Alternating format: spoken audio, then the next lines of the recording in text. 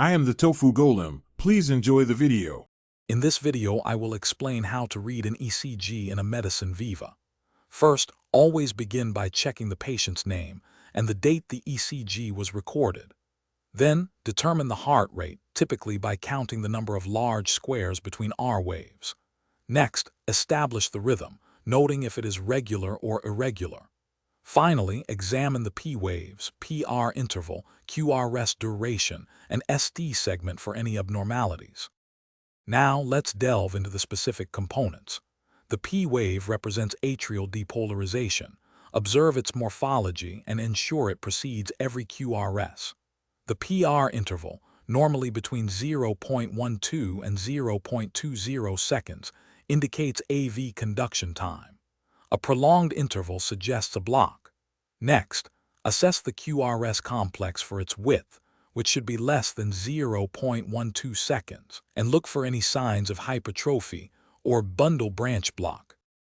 Identifying abnormalities is crucial. Pay close attention to the ST segment. Elevation or depression can signify myocardial ischemia or infarction. T-wave changes, such as inversion or peaking, often point to electrolyte imbalances or ischemia. Furthermore, be prepared to recognize common arrhythmias like atrial fibrillation, characterized by an irregular rhythm, or ventricular tachycardia, a rapid, wide QRS rhythm. Practice makes perfect for these patterns. Finally, present your findings confidently during the Viva. Start by stating the rhythm and rate, then systematically describe any abnormalities you've identified.